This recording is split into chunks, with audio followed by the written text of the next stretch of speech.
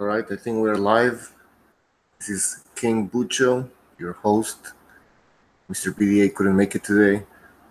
Uh, if you guys hear noise in the background, let me know because there's the AC and it's fucking loud. So, right. So as I was saying, this is King Bucho, and guys, let me know if the background noise is loud because there's the AC and I don't know how loud it is, like how loud it sounds. Over here it sounds loud, so let me know. All right, Stu's gonna be joining us soon. He's making some coffee. I have my coffee ready. I was supposed to start this like an hour earlier, but I passed out, man. So, oh yeah. All right. Let me see the chat. I wrote something. This is King Bucho. We're gonna be talking about Garcia against Easter Jr. and the future for Mikey Garcia. I know there's talks already about him fighting Spence Jr. I mean, I don't know what's happening with Mikey Garcia's fucking head. What's up, Jay Perez? I don't know, man. Let's start with the fight from yesterday. I think it went pretty much how people expected it. I expected this to happen. Like, I expected Easter Jr. to just not feel comfortable fighting on the outside because that's not his style. Yeah, he got a new trainer and decided to fight from the outside because that is logical. I mean, you're fighting a killer in Mikey Garcia, and so you're gonna not be stationed. You're gonna move. You're not gonna trade with him, basically. So yeah, we all expect Easter Jr. to try to box from the outside, but he's not used to it. All he did was throwing little jabs. Like, you're not gonna win a fight like that against Mikey Garcia, throwing jabs. He wasn't letting that right hand go. Sometimes he did, and you know, you go like, oh shit, you know, like, come on, start throwing more of that right hand. Let's see a fight. He just wasn't throwing anything, man. That right hand, sorry, any power punches. So it was expected. I mean, Easter just not, like I said again, I'm repeating myself, but he's not used to fighting from the outside, and that's what happened. I mean, he's 12 rounds of nothing, man. He's just moving and moving. I think in round 9 he started to. I think he was told. I mean, now you got to do something. And he actually. I mean, this guy has balls and decided to go after Mikey Garcia, exchange a little bit, but he was losing in the exchanges. So, and you could look at Robert Easter Jr.'s face. I mean, fucking Mikey Garcia can crack, man. So he just wasn't ready to go all out against Mikey Garcia. That just tells you how much power Mikey Garcia has. Now, hold on. Sup, Pavel, Rod Rook Davis, sup, man. Easter was too cautious, says Jay Perez. He did not get Mikey's respect. No, he didn't get Mikey's respect. Rock Davis says Easter jab was great. It was a good jab, but it wasn't that effective, I guess, because he never stopped Mikey from coming in. And by the way, the feints were amazing from Mikey Garcia. He kept on feinting, and Robert Easter Jr. was just eating those feints, man. Robert Easter Jr. feinted like twice. He noticed that Mikey Garcia was doing it, and he kind of wanted to do it, but I don't know why he didn't kept on trying. Yeah, not enough feints from Easter Jr. Del Boy Boxing says some people who shit on Canelo versus Cannon, Triple G versus Brook are pushing Spence Garcia. Yeah, these people are.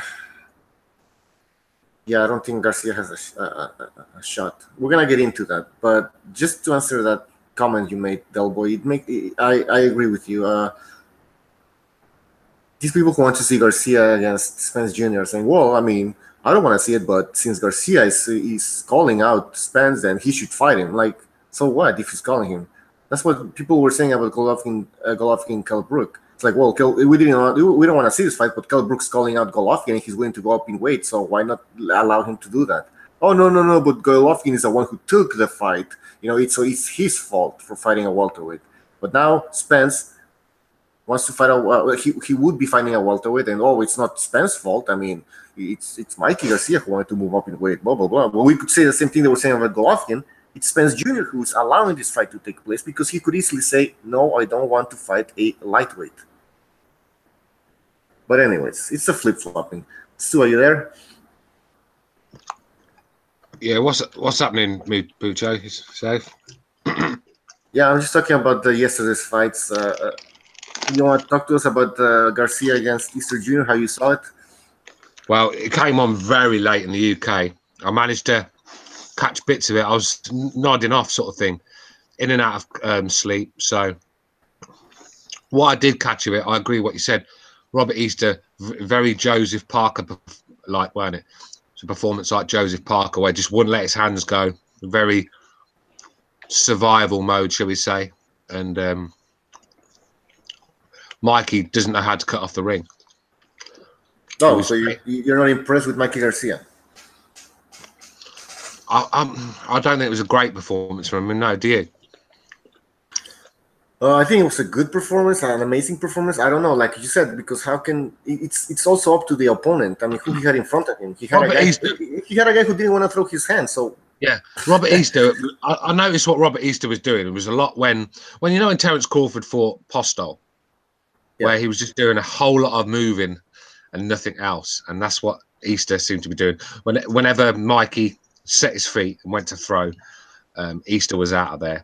And it was you can play that game all day when you're got quick feet and you're defensively sound. You can avoid someone for 12 rounds quite easily, but you're not going to win the fight.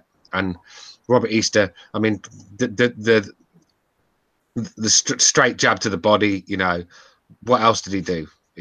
A right hand now and again. Yeah. Well, what else did he do, bro? A right hand now and again, and that was it.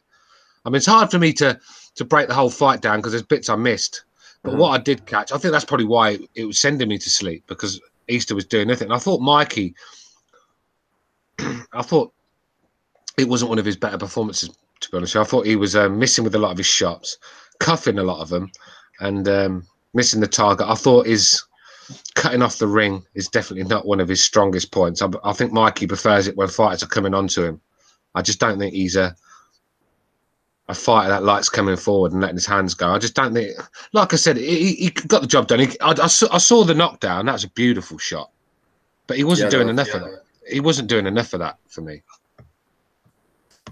Yeah, well, like you said, he had an opponent that was moving, but then again, it comes up to also Mikey Garcia. He should be cutting the ring more, I guess. But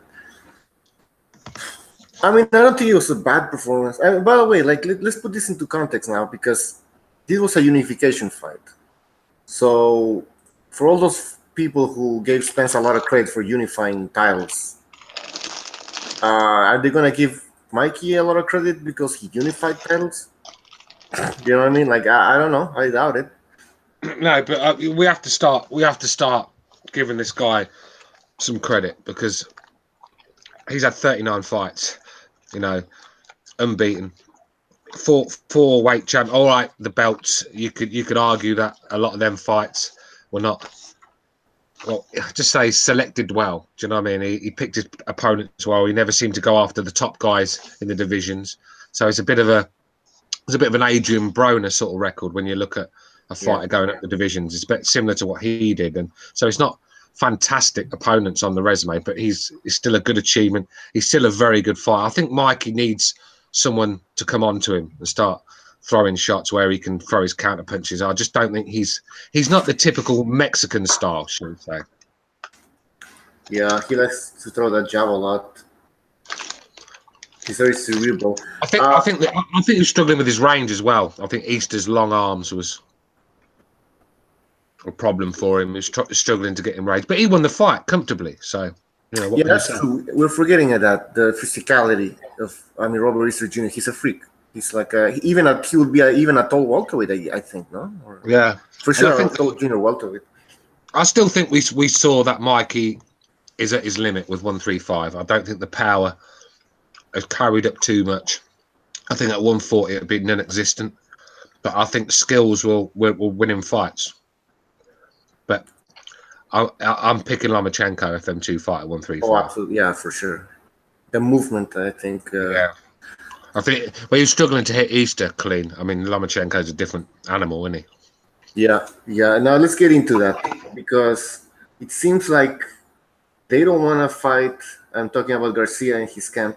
They don't want to fight Lomachenko. And I was watching the post-fight press conference, and the reason why they're not going after this fight is because of the promotional issues. They say like that fight's not going to happen, so they're not going to waste time with that. And they say that they don't want the fight. The Lomachenko camp. They said Lomachenko wants to fight, but that his camp doesn't want the fight because they know he's going to lose. So I think Bob Arum, Mikey Garcia beef will have something to do with it as well. They don't like each other, do they?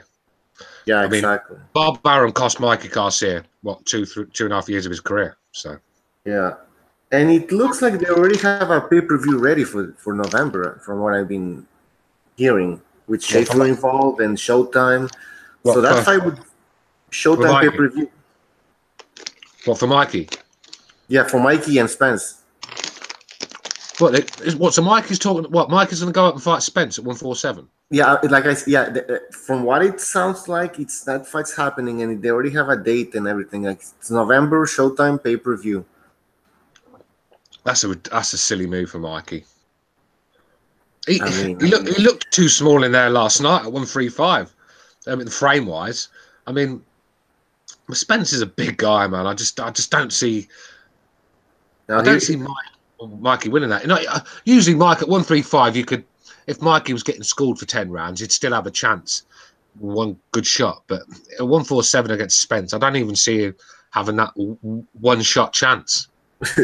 Now, here's the thing with Mikey. They say Mikey doesn't do sit-ups, doesn't do any core training, which he only does running and hitting the pads and doing all the boxing workout. But he doesn't do like physical stuff like core training and weightlifting stuff. So he's gonna start doing that to move up to welterweight. Like, would it be possible that his body actually is able to maybe make a good transition moving up in weight? No, because he hasn't got the frame, bro. You're gonna end up with you're gonna end up with a welterweight Andy Ruiz. So you're saying, I said like, so he cannot put any muscle on, is what you're saying. You can put muscle on the guy, but it's only so much. Only so much. And is it going to help him? The guy's not big enough. You know, it's like getting Warwick Davis in there. I'm trying to get him. Okay, what? No, but he's trying.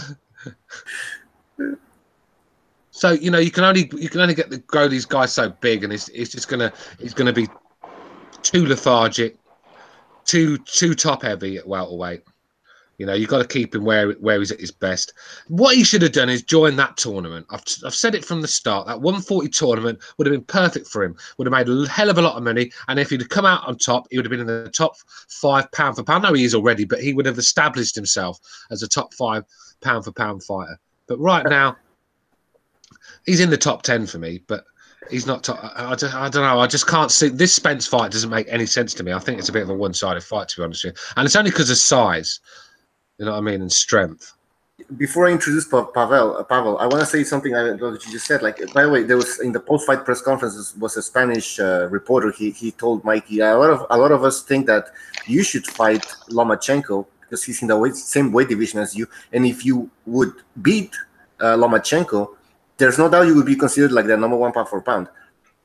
And it's true. That makes more sense. Lomachenko. Yeah, Lomachenko has to be the fight that makes sense in everyone's eyes. But like you just said, Butcher, that fight's not going to get made, I reckon, because of the Bob Mikey saga. I don't think either of them are going to budge, and it's going to be a stalemate in contract negotiations. Yeah. Why is Mikey going after Spence when he's got one of the pound for pound stars in his own division? It's mind-boggling. I don't know. All right, let's introduce Pavel. Pavel, what's up, man? And give us your take on yesterday's fight. Hello, Hangout, and hello, chat. How are you doing? Perfect, man. Great. Heavily caffeinated. I'm pretty good myself, thank you. Bucho, what did you want to ask me? Sorry about that. No, just give us your take on yesterday's fight. Look, I didn't watch it live because it was too late, and I said basically, fuck it, I'm not watching it. I'd rather get a good sleep. I wish I did the same. Did you watch it live? I stayed up to watch it. I'm feeling it. I've only just woke up. I've been asleep most of the day. Oh, I'm fucking. Christ, man. I had my twins earlier as well, so I feel like shit, mate. And all this for boxing. This is what I'm saying. People that call me a casual fan. How many of you stay up till 5 o'clock, 5:15 in the morning to watch some overseas fight? You'd never do it for a UK fight. Yeah, I'd do it Oh, yeah. every week for American fighters. Oh, don't Mexican. listen to them. They're nothing. I know. I'm just saying. Well, last thing you can call me a lot of things, but last thing you can call me is a casual because I put a lot of fucking strain on my body with these late nights talking boxing and staying up for these shows. Yeah, yeah. Like you got to take a break once in a while, especially if there's a some sort of a hiatus going on in boxing. You know. Yeah, yeah. Yeah. All right, but yeah. My take on the fight, right? Look, it was pretty one-sided. I mean, I think the main reason Robert Easter Jr. failed in his desired performance was just the clash of styles. I think just Robert, that is, wasn't prepared for very. I know it's a cliche in terms of Mikey Garcia, but fundamentally sound style that is quite versatile. He has a decent jab, and basically, I think Mikey's jab did a gross of the job, did more of the job in the fight than anything else. I mean, he set up his whole offense based off on that. Plus, Mikey's very decent footwork gave him opportunity to take an angle on Robert Easter Jr. once in a while and crack him with some good shots. Yeah, So but I think yeah. don't you think cutting off the ring though, Pav? Don't you think the cutting off the ring? Don't you think him cutting off the ring was a bit? Well, he weren't the best at it, was he? Yeah, I mean, like he followed him, right? He didn't mean to like Yes. cut the corner, yeah. Yeah, Yes, I cut the noticed ring that off. too, Stu. I noticed that as well, and yeah, that would be one of my complaints. But the thing is, Robert Easter Jr. has that kind of slick type of style, right? He tried to use too much of that shoulder roll, and I think that was mainly the thing that was detrimental to his game plan. But yeah, basically, pretty dominant, pretty constant performance by Garcia, and really, that was kind of the outcome that I was expecting. To be honest, not to brag about that, I made a prediction because I didn't, but that was pretty close to what I thought, and I think that was a pretty logical choice. I hope you agree with me on that. Yeah. Yeah. Yeah, I agree. Yeah. I mean, Robert Easter, like I said to Butcho Pavel, he was very Terence Crawford. He was very Terence Crawford-like against Postel, weren't he? But it was just I know Crawford was throwing his hands more, and he won the fight clearly, where Easter didn't. But I'm on about the movement. There was just a whole lot of movement and nothing else. You get what I'm saying at times. I mean, you can't just keep circling around the ring and then circling the other way for another 30 seconds and so on. And before you know it, there's 2 minutes gone. You've not thrown a punch in the round, and you think you're going to win a round with a couple of jabs here and there in the right hand. No, I just don't get it. Typical that style's dying out, and if you'll find even a lot of American fighters have neglected that back foot style. The defensive back foot so-called slick style that a lot of these. God, don't say that. No, but this style that we've been oppressed with for decades. These guys that stink the joint out. They've got no ambition to go and win fights, just survive. Use their athleticism and their footwork to survive fights, and a flashy little jab here and there. I mean, we've had decades of these fighters, and it's ruined boxing. And thankfully, a lot of fighters, especially American fighters, I think when you see a lot of the young American fights coming through, they've neglected that style because it's not going to get seats on. It's not going to bums on seats. Sorry, no one wants to watch that shit. You got to come do this. You got look at Tank Davis. Look at Tank Davis. He comes and he throws his hands. It's exciting. Spence is the same. Do you know what I mean? A lot of Gerard Hurd goes out there and throws his hands. This is Charlo. This is the American fighters I want to watch. I don't want to watch Robert Jr. I don't want to watch Floyd Mayweather Jr. I don't want to watch every other fucking junior. I just want to watch fighters that are going to come forward to win the fight, and that's just me. If that makes me, because you get a lot of boxing snobs that like to see the art, this bollocks about the sweet science. Yeah.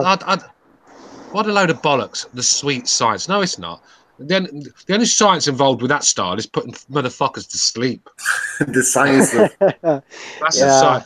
That's the science there, mate. Putting motherfuckers to sleep without giving them any medicine. Yeah, you know what? You pretty much summed it up. What I would like to expand on your words is that I think it's the dying of that slick style, or at least the popularity has lessened because of boxing becoming a global sport, right? Especially from the fall of Soviet Union. I think that was like the major point in 2000s. Yeah, in 2000s and it up to 2010. But from 2010, it was slowly dying out, like you said before. So yeah, I fully agree on that with you. Yeah. I think like I said, boxing's it's a very tough sport to be a big name in. You've got to be you've got to be a bit special, or you've got to be different. And this is where a lot of these American fighters, especially, they all try to be Floyd Mayweather, thinking they can stink the joint out and rob us $50 million every fight. Floyd got away with that. Floyd was the only guy that's ever going to get away with that. That's never going to happen again. If you want to be exciting, if you want to be a star in America, then you have to go out and knock people out. It's just simple as that. That's why Golovkin is such a big name.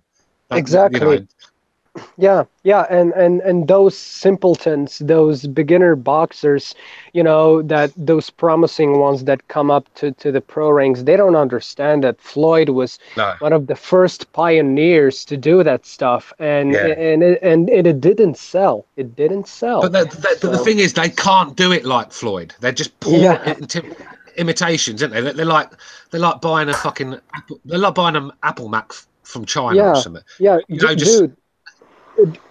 dude, forget about the marketability. Just like focus on the skill, like you said. They don't have that like Floyd used to have.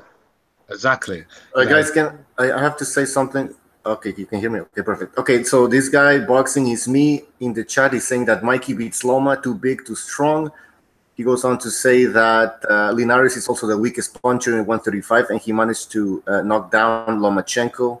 So this is where he's going. Well, I disagreed with every statement he made. I mean, I just couldn't back anything he said. For a start, Linares is a fantastic puncher.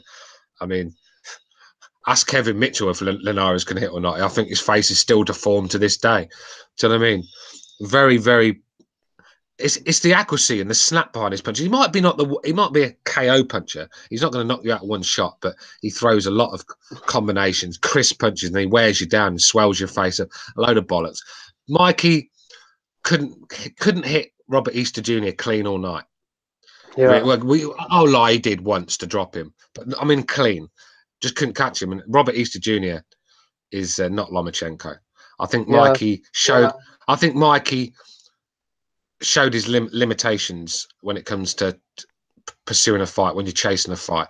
If Mikey's down on the cards and he has to go after his opponent and try and put the pressure on, I think against someone like Lomachenko, I think that's where he's going to come and stuck. But I think when you're coming on to Mikey at a pace that he likes and he's getting behind the jab and picking his shots, then he's a tough fight for anyone. Do you understand what I'm trying to say? Yeah, absolutely. And the thing is, with Mikey, in some of the fights, I noticed about him that one of the common points about him was that he had questionable stamina. I don't want to go with that overboard, but that's what I quite think. And when hypothetically, when Mikey would face Lomachenko, I think ultimately it would come down to who has better stamina, and I think that's pretty self-explanatory who has it factually. Plus Loma's constant feints. Forget about the size. I don't think Mikey hits harder than Linares. I just don't think he does. You know, I think Linares has more pop to his punches Yeah, than Mikey. Mikey has like that more kind of a heavy hands, yeah, that but look at the accumulation type speed. of puncher. I think it's the speed from Linares' punches that give it that pop. It's just so fast, aren't they? Yeah. I agree. And yeah, like I said before, it's just that I suspect a stamina issues going on when Mikey faces Loma because of Loma's constant feints. I mean, those dudes don't realize how mentally draining those feints are, especially when performed by guys like Lomachenko, who can punch you from every angle, or Kovalev, who is a power puncher. I mean, those guys have brilliant feints. I'm not saying their styles are the same, but the way they set up their offense is pretty similar from what I've noticed.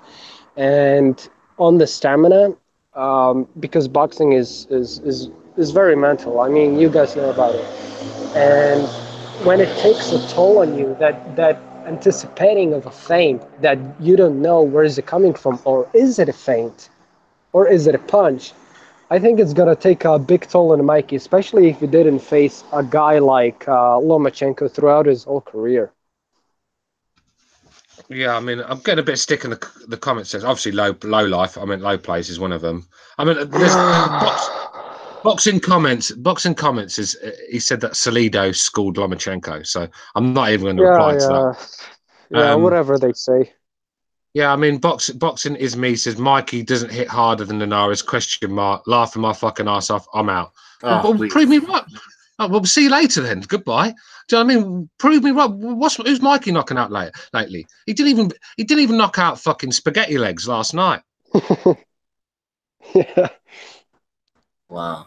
Do you know what I mean? So at the end of the day, Mikey's a very good fight, but I think you're overestimating the guy's power. I really do. I think it just I is could what it agree with is. you on that. Yeah, I mean, I don't know where this guy's coming from. I mean, just based on the power and the knockdown of Lomachenko, then all of a sudden Mikey's like the favorite. Yeah, unless I mean, like it's not even enough Yeah. evidence for me.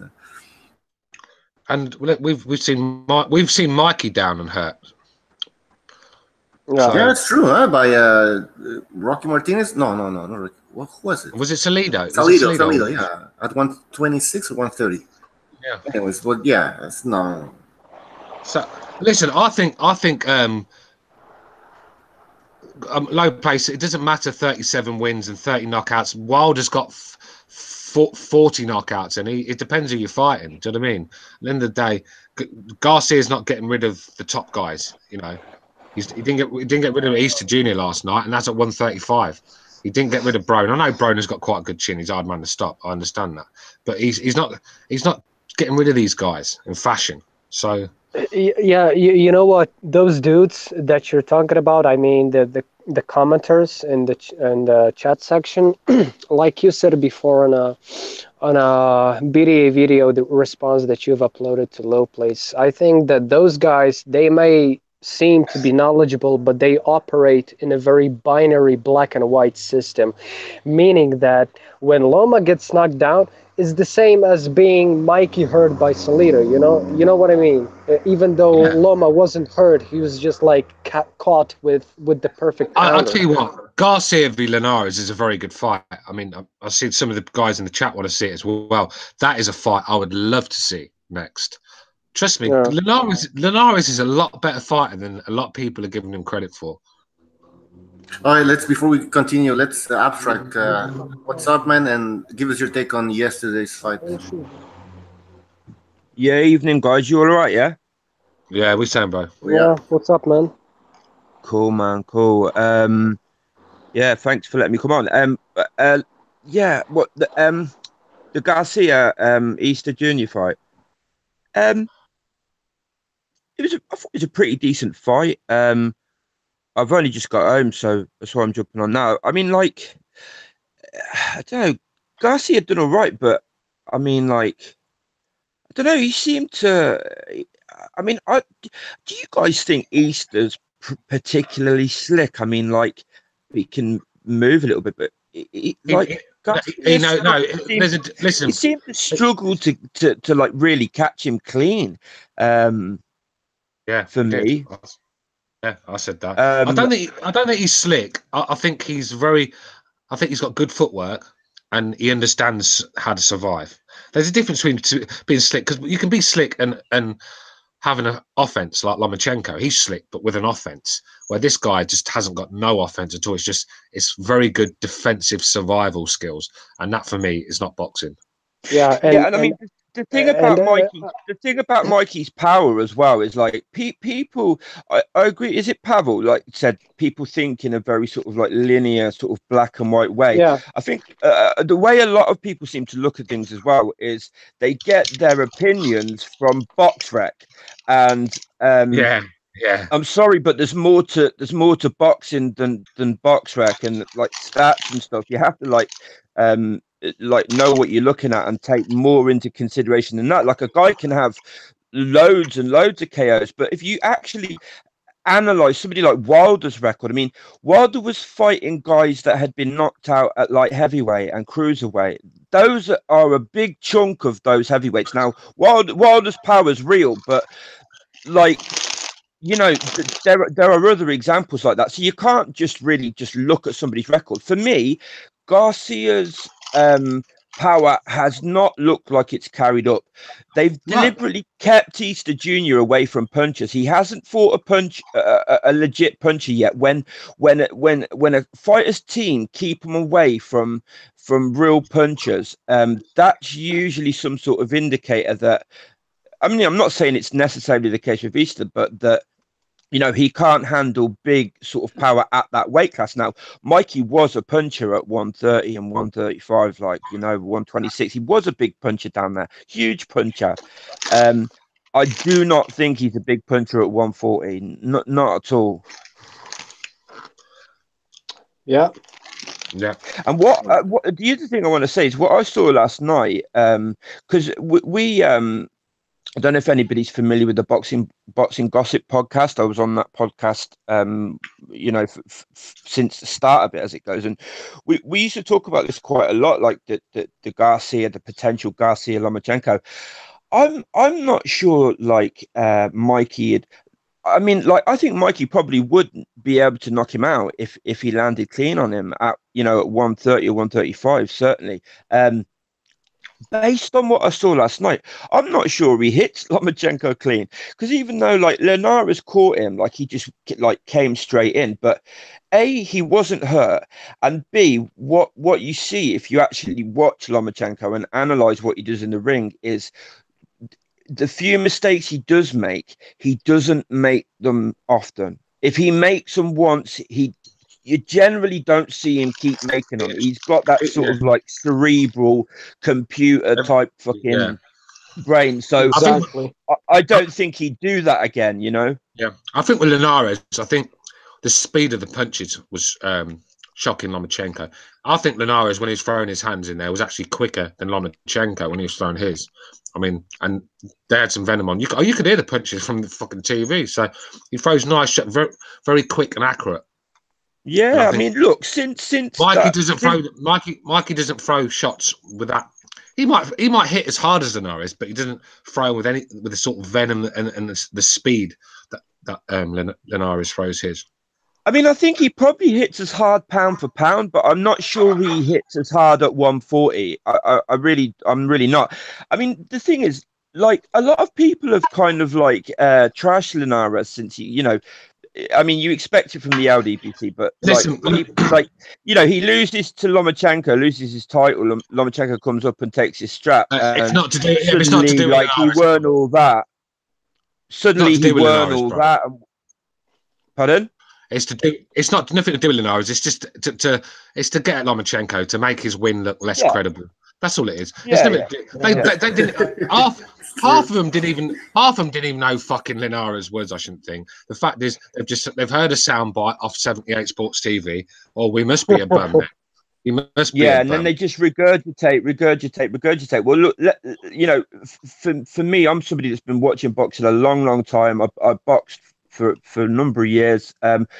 Linares was a top fucking fighter. You just cannot get away from it. Some of the things he did in the ring, some of the attributes he possessed. He was up there, if not top 10 for pound for pound. For me, he was sort of like certainly like approaching it, top 15, top, you know, he was a top fighter. I think you knocked it on the head earlier. A lot of these boxing fans, they look at BoxRec and they make their opinion from that. They'll see 3 or 4 defeats and think, this guy lost to DeMarco, he's a bum. But what I don't realise is he's a lot better fighter since he lost to DeMarco. He's one of the most improved fighters in boxing, and I think he's a fantastic fighter. I think he will give Mikey Garcia kittens. I'm telling you that now. It's a 50-50 fight for me. It's a 50-50 fight. I know. And you can all as well with just the problem is as well with just looking at BoxRec is there's so many variables to the world of boxing that BoxRec don't tell you. Like, what weight was it at? Was the guy drained at the weight? Was it his first time? Like, how had his training camp gone? You know, like, there's so many sort of like intangibles and variables to, you know, what happens in the ring.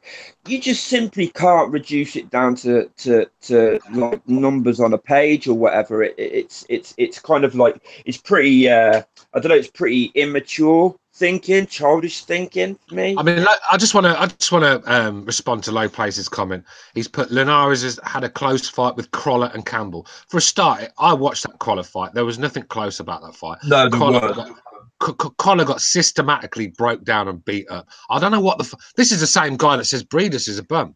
So it's hard to listen to anything this guy said. And the Luke Campbell fight was close, but Luke Campbell is a gold medalist. Luke Campbell is an Olympic gold medalist. This is what Low Place doesn't understand. He thinks, he's a UK bum, but this guy's a gold medalist. So something Errol Spence couldn't do when he would come to the limit. Did Errol Spence even go back with a medal? No, I think he was out in the second round or something like that. I think some people underestimate how competitive amateur boxing is in UK, especially with all that funding. Yeah. Campbell's a very good fighter. I'm telling you, I think he got beat. And he is. But, no, he got beat before he lost to Linares, but I think he took that fight too early. But that fight he had with Linares, he showed what a quite world-class fighter he is. Very, very, but he still lost the fight. Listen, we can always nitpick and stuff. Like, some people have Crawford. Some people have Crawford in the top pound for pound list, number 1 and number 2. I mean, we can say like, well, he got hurt by a small 130. What was his name? The Cuban guy. Jesus, it escapes me. What was the name? The Cuban guy. The fighter. The Ivan Mendy. No, the Cuban who fought Crawford in his hometown. Jesus. Gamboa hurt fucking Crawford, man. And I could be nitpicking like, well, if he's a top pound for pounder, he's fucking getting hurt by a 130 pounder. Like, Campbell had about 12 fights when he fought Mendy. I mean, how many fights did Spence have before he fought anyone with a fucking pulse? This is why I get so angry, Butcher. I know BDA keeps giving it the political correctness. Oh, don't get upset. But these guys make me fucking upset because they just don't show any logic towards the argument. Yeah. And you know, they write off a fighter before they know anything about him. Do you know what I mean? I mean, you know, for me, Crawford does not yet, still, even now, does not have the resume for number 1 pound for pound or anywhere close to it. If you look at that, you know, Gamboa, Postol, who else? What's his best win? I mean, like, in Dongo, like, was nobody. Jeff, it's a unification fight. Hey, do you know the thing about it, right? Do you know the thing about it? Don't ever compare Terence Crawford to Lomachenko, because, like I said, Lomachenko went and fought the guy that had all the belts in that division when he went up, right? Terence Crawford went up to 147 and fought Jeff Horn, one of the worst champions the welterweight division has seen in the last decade. So I don't even want to compare the two. Yeah, I mean, you know, the kind of like in Dongo, he fucking starched was it Troyanovsky that he knocked out quickly, like caught him cold, then beats a shot Ricky Burns, who let's be honest, was never that great in the first place. And Rubbish. what that and Postol puts him at the top of pound for pound. Like, please. All right, Yeah. let's get ElDude before we continue. ElDude, what's up, man? Hey, what's it going? How's it going, everybody? We're just right here. Join What's the up, day, man? join the conversation. Hey, Just want bro. to throw my 2 punches in with you fellas. All right, man, give us your take on the fight, man. Yesterday's fight. Yeah, I predicted it kind of was going to go that way. Mikey Garcia was going to dominate. I got a lot of criticism in my opinion, saying that it was going to be a lopsided fight. Kind of reminded me of, I believe I did say it on the BDA show, talking about how it was going to resemble the Diego Corrales Floyd Mayweather fight. And which one to win a big. And it kind of somewhat did, but not as many knockdowns and a knockout finish. But Mikey Garcia, I believe, at 30 years old, man, and what he has accomplished, he hasn't hit his prime. He's gonna keep going, and I think he is serious. I think I believe him. He's gonna fight Errol Spence, and of course, Errol Spence the favorite, but I do want to see the fight. Just I think like everybody else. All right. Please, can I just say, guys, if you're going to listen to this podcast, please listen to what we say, because we're explaining every word to you, and you're not showing much intellect right now. I mean, I said the guy had the most belts, yet you have to change it all around and say I said he had all the belts. No, I didn't. Go back and listen. Open your fucking ears, and then we can have a proper debate. But while you're putting words in our mouth, we didn't say. We're not going to get anywhere with these conversations, and this is why I've got a problem with you, low plays, because you don't keep it real. You just make up shit as you go along. You put words in people's mouth and then go on the back of that as an argument. But crack on. All right. Yeah, and that's true, though. You guys gotta listen. If you want to debate, I mean, it's a two-way street here. I mean, you listen to what we say, we listen to what you have to say. Exactly. But you don't just fucking, don't listen to us and then just spew fucking bullshit, man. Yeah, if I say he had the most belts, that doesn't mean he's got all the belts. Anyways. All right, so let's continue with this Spence Easter Jr. talk. Let's talk about the future now. Like I said before, apparently the Spence Jr. fight will take place, from what I've been hearing, it's going to take place in November, Showtime pay-per-view. Abstract, we didn't get your take on this Mikey Garcia move to welterweight. What do you think about that, man? I say if Mikey Garcia moves to welterweight, he definitely needs at least two tune-ups to test the waters. But knowing Mike Garcia, I think he just wants to go into right there and then. Why? Because I said it myself. Errol Spence Jr., he's a mediocre fighter. He's a flat-footed counterpuncher. He's not even an aggressor in the fight unless he sees that he has you hurt. And his resume is not that impressive to me. Why? Because he beat Kell Brook, who I admired and as a boxer for his courage. But to come down after a beatdown from GGG and face a hard puncher like Errol Spence Jr. That was a predictable win in my particular view. Yeah, as well as the Chris Algieri fight, who had been destroyed by. I'm sorry. Go ahead, brother. I was just going to say you're spot on, bro. Kell Brook sold his career down the road for Italian tiles and posh windows. He did it for the money, mate. He took the beating for the money, and then when he fought Errol Spence, he just had too much to do to take the weight off. And I mean, he was too big at that weight anyway. So how can you too big at a weight, struggle at the weight, and then go and put loads of muscle on, loads of weight, loads of muscle on, and then try and get back down again to the weight that you were struggling at in the first place? I mean, this is why I've lost respect for Kell Brook. He's become one of them fighters that he's a bit like Carson Jones. He's just there to take a beating. That's how it seems to me. Just to give him the money and he'll take his beating. He doesn't make the right decisions. When he was champion, he wasted.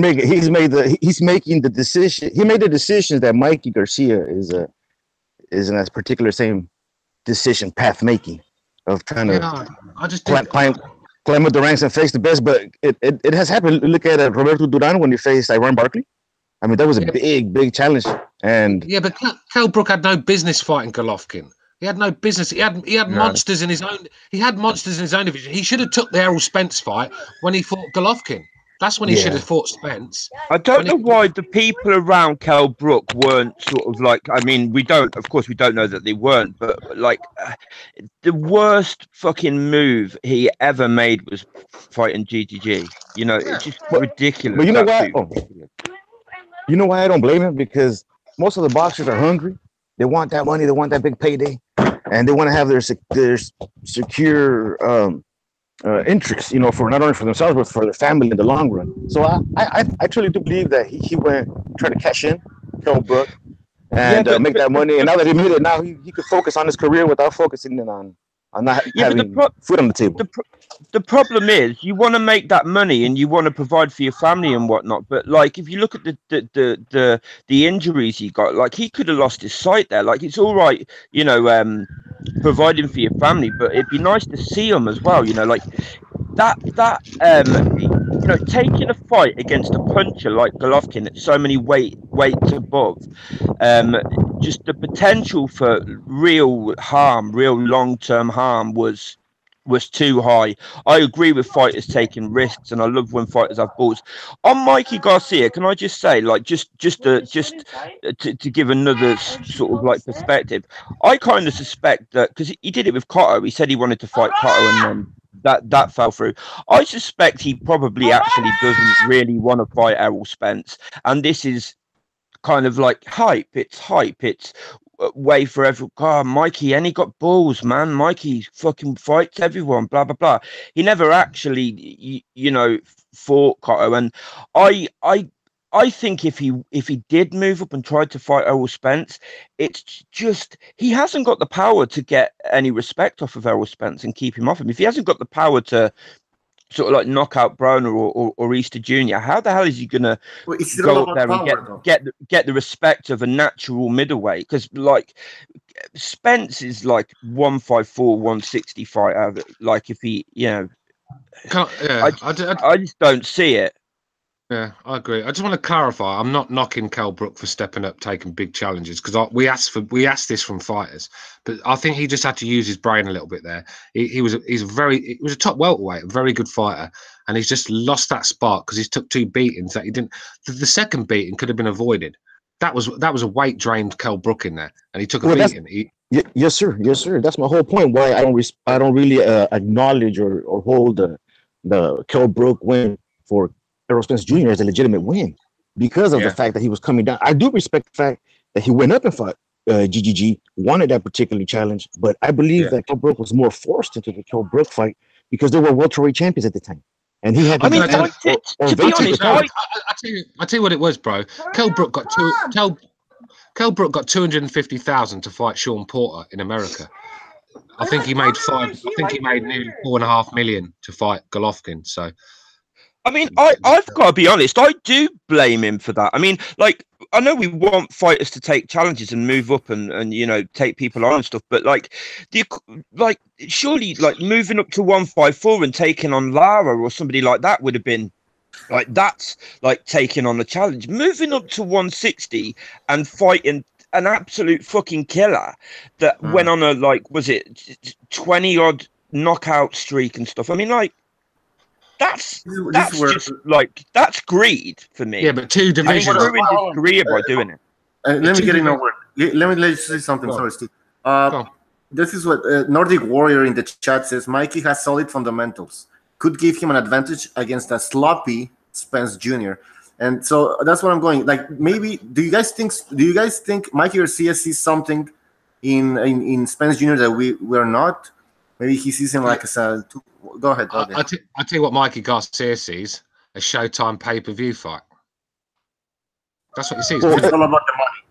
Well, this is why I don't. This is why I consider Errol Spence Jr. a mediocre fighter, which I get critique. He's fighting fighters who are coming down from injuries or are moving up in weight. Like Mike Garcia is now moving up, and I'm not even calling out Terrence Crawford, who's the other champion in that particular division.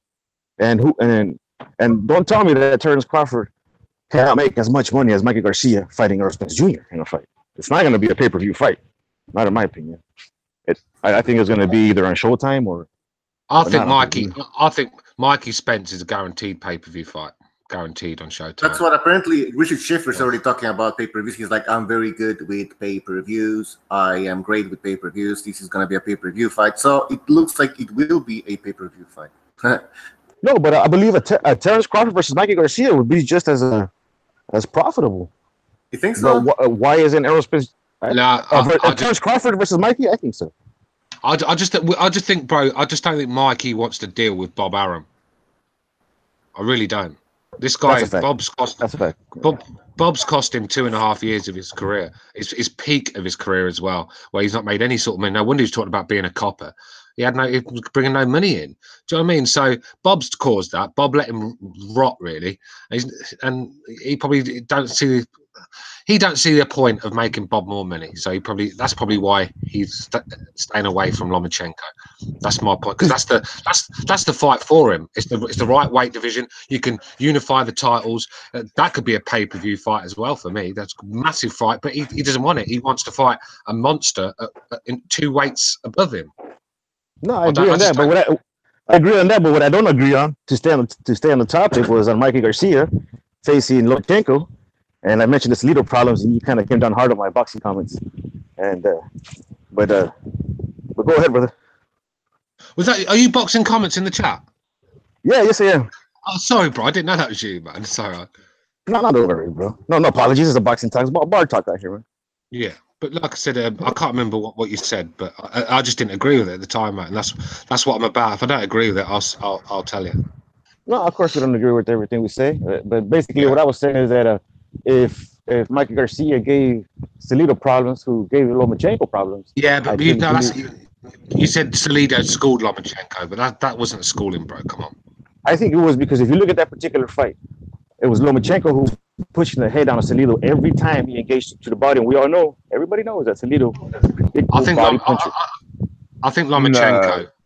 I think Lomachenko was stuck in an amateur style at the time. That Salido fight probably has made him the fighter he is today, because he knew he had to change his style and become a pro style. He couldn't just fight. He was throwing like a point system, you know, the old amateur point system. That's how he was fighting, like he's going to win with single shots here and there and get the buzzer pressed. There's more to it. There's more to it. Yeah, in the and to be honest, that was a close fight as well. That was a close fight as well. That was a split decision. Yeah. Some people actually thought Loma won that. To say he schooled him for a split decision, where he nearly stopped him in the last as well, like a close fight, you can't call that a schooling. I think that's just like insane. You have never seen Lomachenko clinch for dear life like he did versus Salido. Yeah, because like I said, he was stuck in that amateur style, bro, where you can just hold the ref's picture, and it's just a completely different style to it. And he was stuck in it. He wasn't even throwing body shots. It was only in the latter rounds he started going to the body, and he was causing Salido all sorts of problems. But he left it too late. After that defeat, I agree with you. I agree with you. But when a professional fighter, no, I agree with you. You also can't discount how dirty Salido was in that fight. How big Salido was in that fight. You know, he made weight. He made weight. No, he didn't, mate. No, he didn't, mate. He fouled weight by about 4 pounds. He was 140. He was 147 pounds on the night, and he was fighting at featherweight. Please don't say he made weight. I mean, look, guys. If he made weight on scale, on fight night and moving up, being called a weight bully is a whole different topic. Lomachenko didn't make weight. He didn't make weight on the scales. He missed weight, bro. He missed it by about 4 pounds, bro. That's another division. Lomachenko should never have took that fight. That's yet again Bob Arum put in his pockets before his fighters.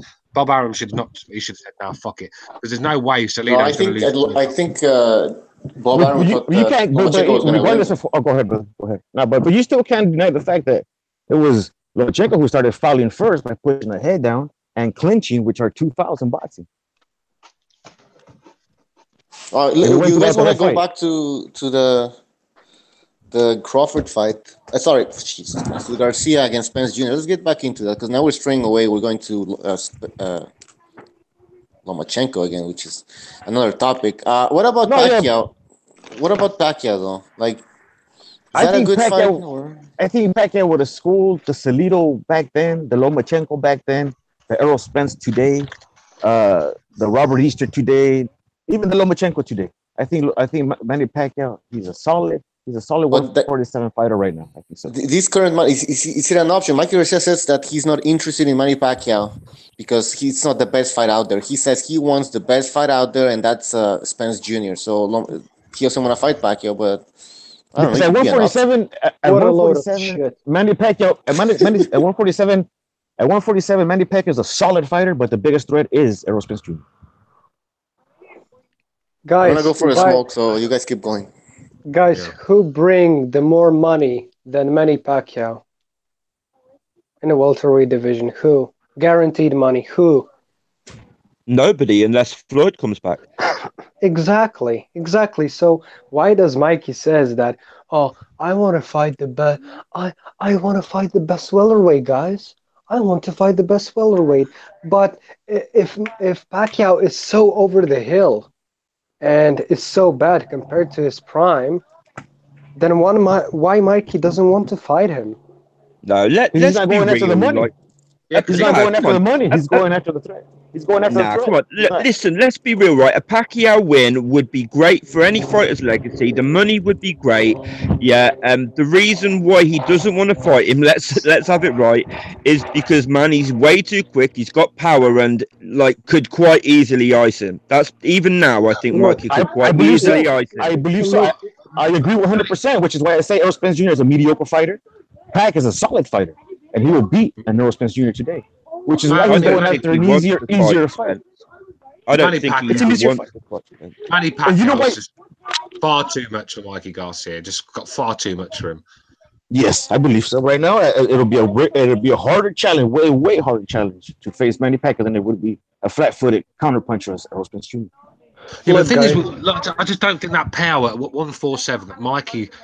I think to beat Spence, you're gonna have to knock him out because he just comes forward throwing bombs, and he's going to be a hard man to outbox because you can only avoid so many shots. He's going to catch you eventually. He's going to hit your arms. He's going to slow you down, like he wore Brook down. I know Brook was weight drained, but Brook was winning that fight, and he just keeps wearing you down, takes your heart, sort of thing. And you're gonna have to hurt Spence to get his respect. I mean, or one thing stop you him. can't do against Errol Spence is go in and not have enough power for him to be Jose. worried about what's coming back at you. If he's not worried about what's coming back at him, Yeah. he is just going to walk you down. He's going to annihilate your body with them hellacious body shots, and he's just going to stop you like he did Brook at the end. Yeah, but the thing is, I don't even want to see that fight. It's ridiculous. when you look at that Kell Brook fight, he was actually getting quite flustered in there because he was getting outboxed a little bit.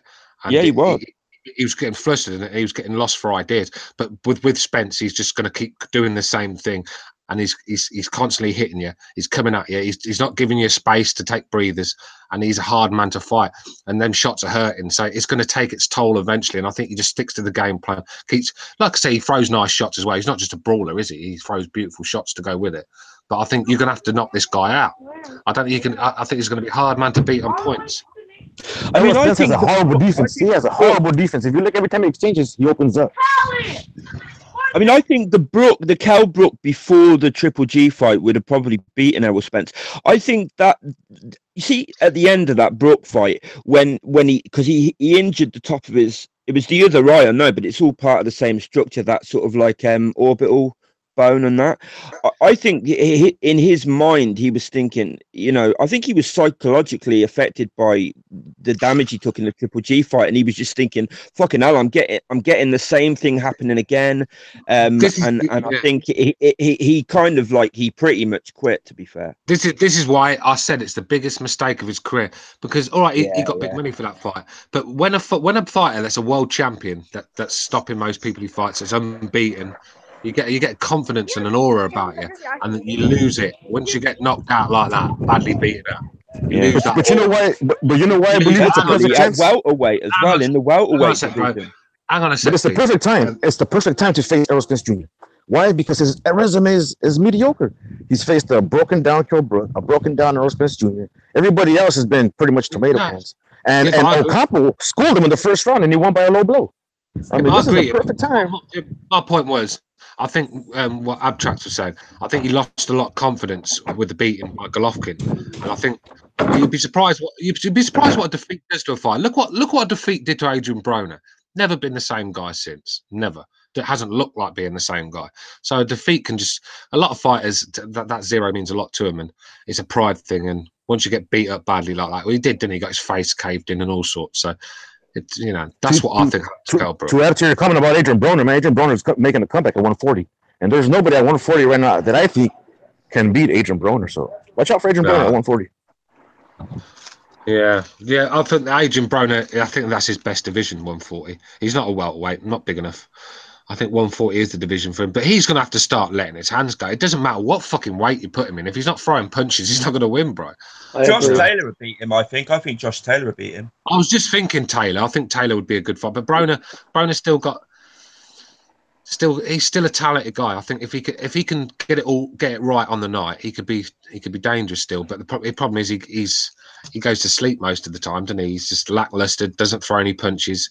He just goes through the motions, and it doesn't matter what weight you're fighting in. If you don't throw your hands, you're not winning fights. Robert Garcia on video that I saw today, I think it was posted yesterday from ESN News, where he was offering face-to-face, shaking hands with Adrien Broner, offering to go to his camp to train Adrien Broner.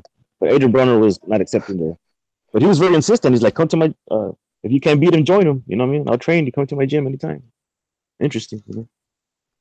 I think that's a pride thing that Broner didn't accept, you know, from a fellow guy that he thinks that, oh, I'm below his level or I'm on par with his level of boxing and he wants to train me. Fuck that. You know, it's the same reason that Broner turned down the deal with Jay-Z a lot of quite some time ago.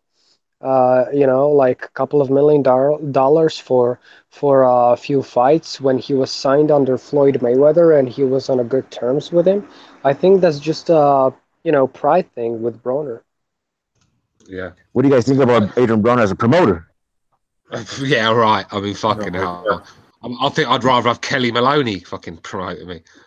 Do you know what I mean? Okay, so it seems like you guys aren't impressed with Spence Jr. Is that what I'm hearing? No, I'm impressed with him. I'm not saying anything bad about the guy. It's I don't know who the guy. What goes?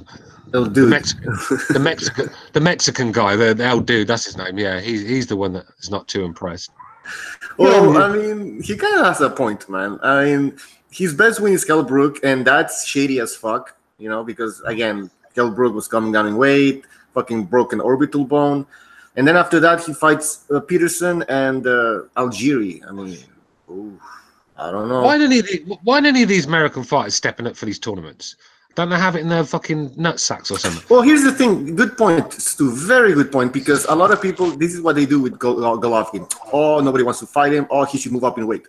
Well, Spence Jr., Kell Brook Thurman doesn't want to fight him. It seems Garcia doesn't want to fight him. So why don't they push for Spence to move up in weight like they do with Golovkin and all this on Lomachenko? Lomachenko has to go to welterweight, and Spence, no, he can stay there, and nobody wants to fight him. Oh, it's not his fault. Why aren't they pushing for Spence to move up in weight? What the fuck, man? Come on. Why weren't they pushing Adrien Broner to enter that tournament at 140? Yeah, no, they're American fighters and they don't have to do anything. They just have to the fights have to come to them. And, they're divas, right? They're divas, and this is why the American public's turned their back on them. Not because they're not nice guys, not because they're not nice guys, not because they can't fight, because they're divas and they're not giving us the fights. Well, everyone else is going all around the world to win belts, and these American guys are not even coming out in their back garden, are they? Let's be real. And as well as that, they all need the permission slip from Mr. Heyman as well. They need, like when you were at school and you got a permission slip for your mum to have the day off PE or whatever. They need one of them from Al Heyman to do pretty much anything anyway as well. Yeah, but just one thing. Sorry, Stu. That's what Abstract just said. They need to stop slurping Al Heyman's dick for a while, and things can happen good for their careers, but they don't do it. They receive a comfortable pay for their shit fights. I think, but the problem is they're a bit slow, a lot of them, and Al Heyman's not. He's Harvard educated, and the contract he has on them means he's got his hooks in them good and fucking proper. They actually can't stop sucking his dick, mate. It's almost like he's got a belt around their head, and he's like, no, you've got to keep sucking and keep sucking and keep fucking sucking. Yeah. Yeah, but they bring it on themselves, a lot of them. A lot of them can get out of these contracts. A lot of them, but they don't want to. They want to stay with Heyman and get one fight every 2 years. I mean, look how many years Andrade wasted of his career with Al Heyman. And Butcho was telling me about some fights. Butcho was naming a few the other day. I forgot now, but there's a few of them that just wasted their careers. Now they're blaming all of this on Eddie Hearn, or I don't know. Who's Andrade with now? Eddie Hearn. Yeah, now they're blaming his whole career failure on Eddie Hearn. Like, give me a break. Like, but don't they want Andrade? Yeah, don't they want to see a brother make some money or something and getting some good fights? I mean, this Andrade's got to look after himself, not these clowns on YouTube, because they're not going to pay his bills. When he's like a lot of these fighters on the streets, on benches, with nowhere to fucking live, these boxing fans are nowhere to be seen. So these fighters need to start looking after themselves. Forget about us. We're selfish fuckers. We don't really care. We only paid to see you get beat up or take punches or beat someone else up. So forget. Andrade's got to start worrying about himself. He's just got a decent contract. He's got 3 fights signed where he hasn't got to worry about finding the next fight. All he's got to worry now is getting the training camp. Eddie Hearn's doing everything. We've just got to get to training camp and worry about Billy Joe Saunders and everyone else. Even won the purse bid for him. So he's going to bring a world champion in Billy Joe Saunders over to America so Andrade can fight him. That's what good promoters do. They win your purse bids and get you good fighters over so you can make money. And that's what Andrade's going to do now. He's just got to keep winning. Lopez saying Andrade, whatever you want to call it, he has never been with Heyman. Okay, I don't know if it was with Heyman, but he was on Showtime and he never got any fucking fights. Yeah, sorry, because Showtime, because he was a Showtime fighter, I just assumed. Like I said, I don't give a fuck about how your guys who they're promoted by. There's so many fucking promoters out there, I've lost count. And there's PBC, there's Heyman, there's Showtime, there's HBO, ESPN. Why would I care who these? I just want to see the fights. Do you know what I mean? And what are you saying, Lopez? That Al Heyman puts on the best fights? I mean, for years, I mean, there were so many mismatches, and that was all Heyman. But nobody said anything, right? Because it's Heyman. Yeah, but he puts a good fight here and then. Oh, look at the big fights that we're getting from Al Heyman. It's like, come on. For the longest of time, we didn't get shit, man. I remember when the PBC started, everybody was saying, "Oh, we're gonna get Thurman against Garcia." Fuck, that fight took 3 years almost to make, man, under the PBC. Like I said, but it still doesn't change. Why aren't you defending Andrade? Okay, I got it wrong, but you're concentrating. No. I'm not talking about you, Butcher. I'm talking to low plays. All right, I got it wrong. Andrade wasn't with Heyman. Not like I give a fuck, but he wasn't. Yeah, but he was on Showtime. But the point I made is still there. He was getting no fights, right? He was going stale. Yeah. He looked terrible in one of his last fights I watched him fight. So that's what going stale does to you. So he needs big fights. He's got the world champion coming over to fight him in his backyard. That's what a good promoter does for you. He obviously didn't have that. I'm not going to blame Heyman because he wasn't with him, obviously, according to Low Place, because Low Place knows everything about Al Heyman, doesn't he? I think he's got Heyman's book. He's on chapter 3. He's on chapter 3 of Al Heyman's book at the moment, isn't he? So yeah, Al Heyman's protecting Errol Spence Jr. That's for sure, in my opinion. I wouldn't be surprised, man. I wouldn't be surprised. But yeah, I forgot what the hell we were talking about. How did we ended up talking about Spence? Because I mentioned, I just talking about Andrade and Low Place had to make it about Al Heyman again. Yeah, I don't get these PBC defenders. Anyways, I was saying that Spence Jr., if he cannot get the fights that people want, then he should move up in weight. Same standards as Lomachenko they're putting on Lomachenko. Same standards that they're putting on Little G. Little G has to move up in weight because he can get the fights, right? But no, Spence doesn't get the fights, but he has to stay there and fight bumps. Yeah. Low Place. You sure do know everything about American boxing. You've got Jared Hurd as number 3 pound for pound. Just keep quiet, son. This is why this is why everyone laughs at you. You sure do know. You sure do know. What about Terence Crawford, man? You think he really wants to fight Errol Spence Jr.? Because I don't really see him calling out Errol Spence Jr.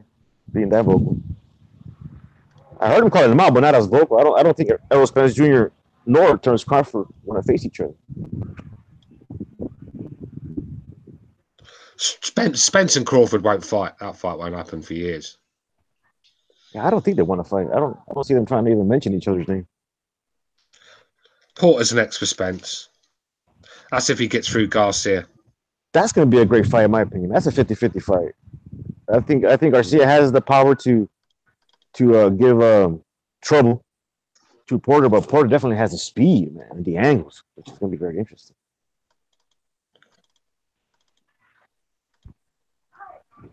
How do you guys see that fight going down, man? Porter Garcia.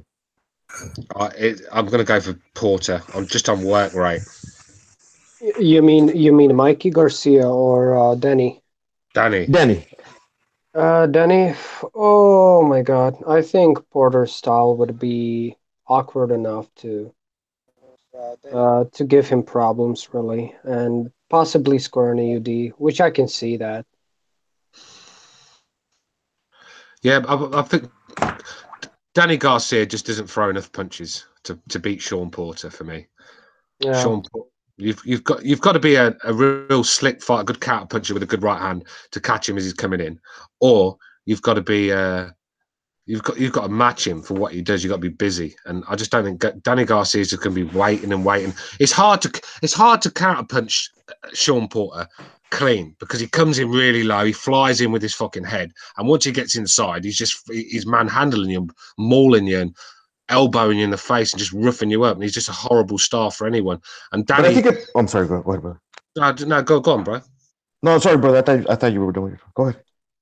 No, just Danny just doesn't throw enough punches to stop Porter. I don't think Danny hits hard enough as well. Sean Porter's got a very good chin. I've seen him been hit clean by Thurman, and he still stood up strong. Do you know what I mean? Kell Brook hit him clean with a right hand, and he's still come forward. I don't think Danny's got the power to stop Porter. Doesn't throw enough punches. So how does he win? I still think that Sean Porter plays in favor of Danny Garcia's game plan because Danny Garcia has trouble chasing fighters like he did Keith Thurman, and Sean Porter is not going to be chased. I mean, going to be allowing a fighter. He's going to be coming forward, and so timing. And Danny's a very great timer. So Danny's going to get outworked. That's for sure. But we've seen Sean Porter go down. Yeah, because he does get a little reckless. He gets reckless. Yeah, but that's at mid-range and long range. Yeah, Sean, like the way Sean comes in and the where he fights is going to be a fucking nightmare for Garcia. I agree with Stu. I think Porter wins this one. I think he's just too active. He's too much. I've noticed one thing about Danny's all right when he's fighting in the center of the ring, controlling the pace, but when you push him back, like actually going to agree with Low Place for once in the chat, he said about Lamont Peterson, because I've mentioned that when Lamont Peterson was pushing Danny back, he falls to pieces. When Zab Judah was doing it, he fell to pieces. The guy just does not like being. Everyone classes him as this great boxer, the counter punch. He's not. He likes being in the center of the ring and then waiting to kick you. And he'll probably wait 7 rounds looking for one clean counter shot. Doesn't throw enough punches. Just.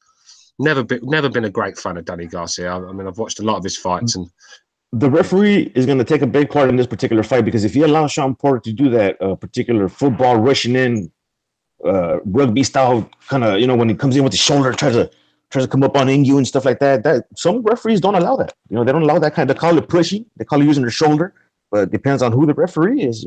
It's either going to take away or play in favor for Sean Porter. Yeah. Sean Porter. I think Sean Porter's small size is an advantage to him because a lot of fighters are punching down, and because he comes low, even lower himself, because he comes low, it's just hard to hit him. If you're hitting him, you're hitting him on the top of the forehead, which is the hardest part of the head anyway. So he's just a hard man to hit clean. And if you haven't got it in you, you've got to be really strong. And if you haven't got it in you for a fight, then Sean Porter's going to snatch your heart from you. Yeah, that's a dog fight, Sean Porter. I think Keith Thurman. I think Sean Porter scared Keith Thurman out of the ring for a while because he didn't fancy it after that Porter fight, did he? Well, I think Keith Thurman. The thing with him makes him so dangerous is that he'll make the fight boring to win the fight. He don't care about the fans booing him, and it's what Sean Porter doesn't like. He likes the fans to cheer for him, and what cheers him on is coming forward and attacking. And I think Danny has the potential to time him and drop him and hopefully win some rounds that way. Yeah, yes, but let's be real. Sean Porter is not Amir Khan when it comes to chins. Sean Porter's got a great chin, tough head, very strong kid. People get excited by that Amir Khan. That knockout was like 5 years ago, wasn't it? 6 years ago or something. I don't know how long, but it was years ago. And we're still talking about that punch. I mean, should we talk about the Rod Solka punch? I mean, come on, no one's going to mention that. The guy was a fucking chump. But he's not doing it to anyone else. Where's these clean knockouts? I mean, let's be real. Everybody was stopping Zab Judah. Everybody. Even Amir. He beat the shit out of Brandon Reels. No, but the thing is, that he couldn't stop Zab Judah for shit. He was the one getting beat up by Zab Judah. While everyone else... Zab Judah was... No, he wasn't. Zab Judah threat, yeah. Zab Judah was... Down the hill. He was down the hill, but he was like a Shane Mosley. versus No, I mean, Spence. even well, Amir Khan, nowhere Breeders Prescott near stopped him. Mosley. I mean, even Amir Khan, Breeders Prescott stopped him in what, fucking 90 seconds or whatever. Where did Breeders Prescott go after that? Mm. You know what I mean, like, I don't think stopping Amir Khan is really that much of an indication of very much, to be completely honest. Amir Khan leaves his chin hanging out there to dry and just cannot recover once he's been hit on it. Amir Khan was peppering Danny Garcia up. He's swelling his face up, all sorts. But you just knew that shot was coming because Garcia was throwing that shot constantly, and it was skimming Amir Khan's head on many occasions. And you could just look at it, you just think it's a matter of time before he walks onto one and it's over. And then before you know it, I look down, look up, Khan's on the fucking floor with his legs in the air. So it was a matter of time before that didn't shock me. I think to what Abstract just said, I think Breidis Prescott was never meant to go anywhere. He was never meant to knock out Khan, especially when Khan was on the gravy train. So the whole promotional thing went down to drain, really. I mean, like, he was never meant to upset the guy. Yeah, no, that's true. I mean, I think that's a big part of why Khan sort of like went over to the States after that. I think he I think he felt like he'd lost a bit of the momentum because Khan early on he had a lot of momentum here in the UK. Like I was a big Amir Khan fan early on. I think a lot of us were. I'm still a big Amir Khan fan. I want to see him fight Brook. I want to see him fight Pacquiao. I want to see him fight Mike Garcia. I want to see him fight pretty much everybody, man. This guy gives entertaining fights. He puts up a great fight. He might not be a great knockout puncher, but he's no Paulie Malignaggi. And his chin is questionable. Yeah, I mean, I'd like to see him fight somebody that can actually fight back first. I mean, the Le Greco fight doesn't really tell us very much, does it? I mean, I'd like to see how much he's got left because I don't think that told us that. Should he get Pacquiao next, or should he get Brook next, or the winner of Sean Porter versus Danny Garcia? The Brook fight's not going to happen. Khan does not want that fight. It's fucking clear. It's obvious. He does not want that fight. I think Amir Khan wants to cash out primarily. I mean, the Pacquiao fight is gonna guarantee him the most money, and there's no really a real guarantee for Khan that he's gonna win the Pacquiao fight. I mean, especially the Pacquiao fight. Even though Pacquiao is very old fighter, especially compared to what he used to be. So I mean, look, you can say whatever about Pacquiao's power, but those fights after the Marquez knockout, they could be ruled as a TKO, like Brandon Rios or Chris Algieri, really. So the paper statements like, "Oh, Pacquiao didn't knock out anybody for 8 years straight," is really short-sighted thing to think about. I think, and I think Pacquiao still has some that power, especially combined with his speed. That is obviously not what he used to have, but still he is faster than most of the top welterweights in the game. So I think all of those things combined will just make Amir Khan lose. I don't see Amir Khan winning the Pacquiao fight unless he dances around somehow around Pac-Man and manages to outpunch him, which I really don't see that. And I don't think it's a matter of power and speed of Pacquiao. He's just too skilled for Amir Khan. He has so much undiscovered, well, not undiscovered, but underappreciated tricks in his book that I think make a lot of people overlook Pac-Man at his old age. So yeah. Yeah, I mean, I think what you were just saying on his people saying, "Oh, he hasn't knocked anybody out in ages," and I can remember when Spence knocked out Algieri, a lot was made of like, Pacquiao couldn't stop him, and look at what Spence did. I mean, like, Pacquiao dropped Algieri about fucking 6 or 7 times, if I'm not mistaken. Like, you know, I think probably 95% of refs would have fucking stopped that after 3 or 4. To be fair, so Chris Algieri at the time was a big threat. He went to war with Amir Khan. I mean, he was showing that he beat Ruslan Provodnikov. I mean, he was not no piece of cake. And for Manny Pacquiao to expose and humiliate him just goes to show that the guy still got it. Yeah, and Chris Algieri is not a bad fighter at all. He had a pretty good jab, in my opinion, that made him win that Provodnikov fight.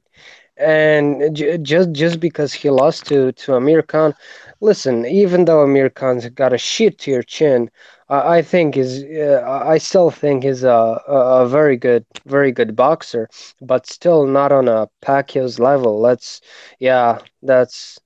pretty much it.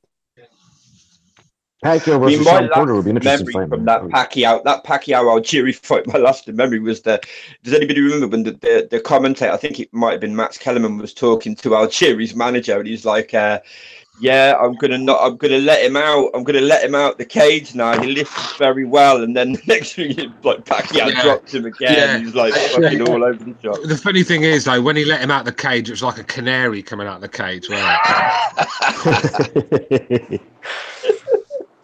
Fucking get out the cage. I'll tell you what, he should have kept Algieri in the cage. He probably would have saved him an ass whooping. I remember the fight when Chris Algieri beat Ruslan Provodnikov. Algieri's brother was like biting his nails and not even he was walking out of the arena. He couldn't even see the fight. He was fearing for his brother's life. I remember that was kind of funny. No low plays. Algieri would not be a good addition to the 140 tournament. We don't want to see us again getting beat up all over the place. So, I mean, like I said, how many times has that guy been dropped? I mean, he went life and death with Provodnikov. I mean, yeah. I believe he's focusing on nutrition. What's up, guys? Business. How's it going, brother? Jimmy. What's up, Jimmy? What's happening, gentlemen? Hey, what's happening, guys? Hey, can I tell you about a friend of mine, a kid I respect a lot. He met Algieri last year somewhere. It was in New York. He said, dude was a total douchebag. He was so full, like one of those clowns who wears sunglasses inside the nightclub at like 1 a.m. and has to have like all his friends standing around him.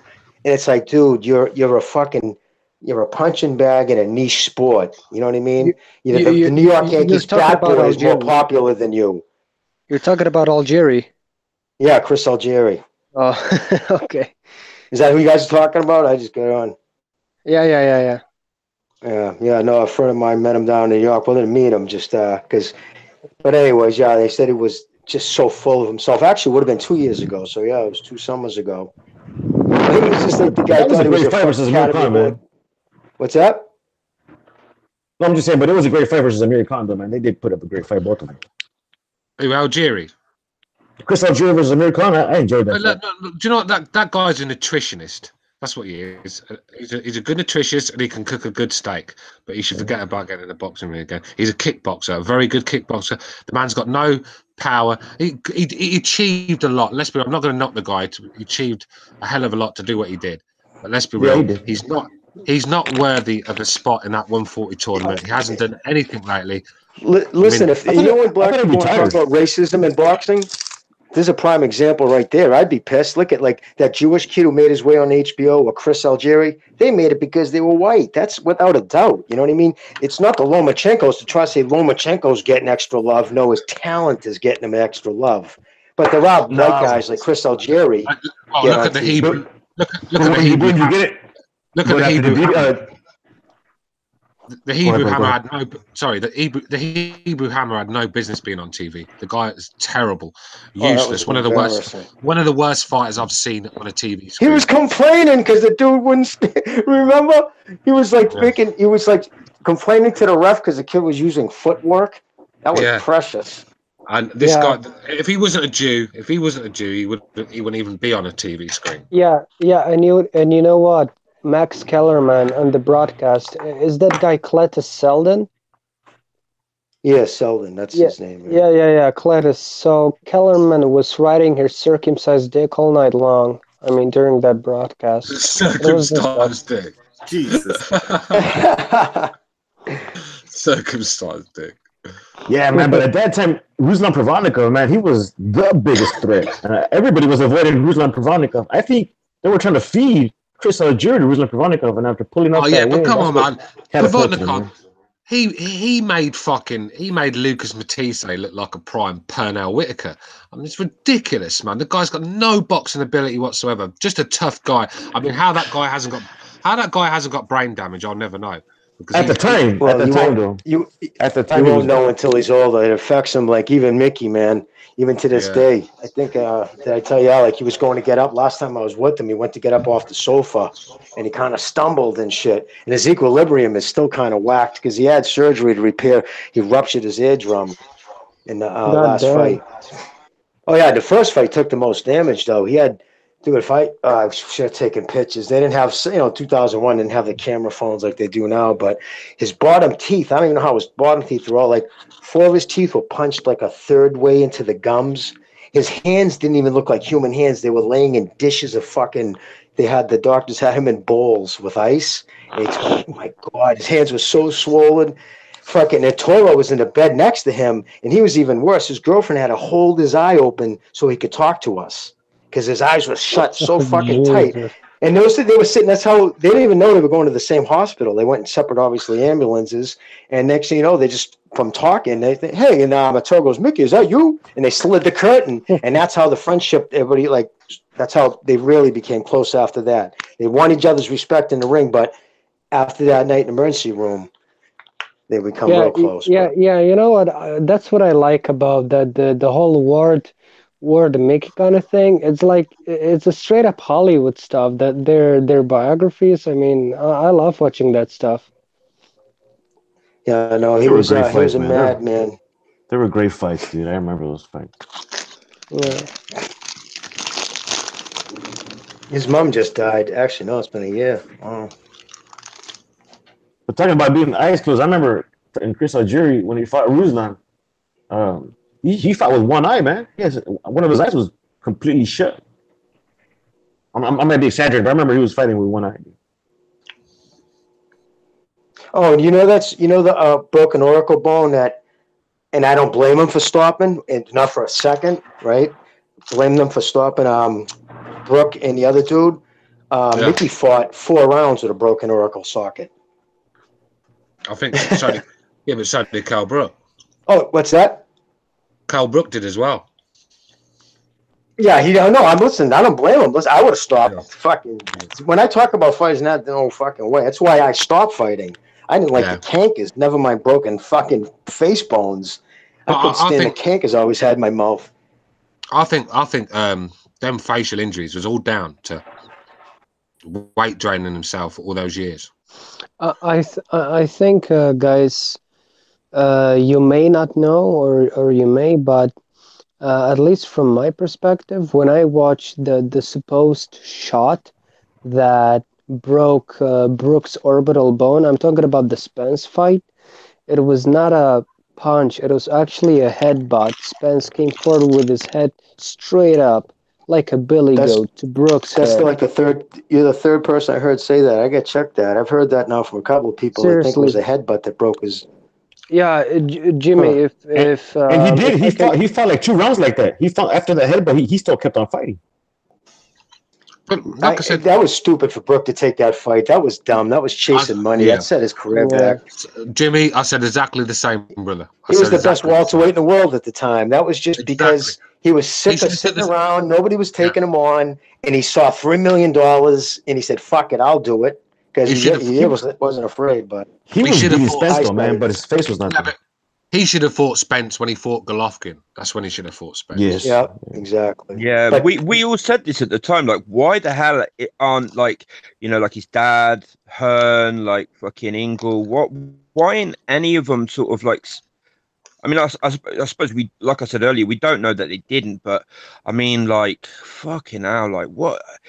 He's totally. I think that one move has pretty much I don't think he'll ever be the same again now. Oh, no, he's not going to be. Never mind the fact that you can't go up from 160 to fight back at 147. That plays tricks with you, too. It just wasn't a smart move, regardless.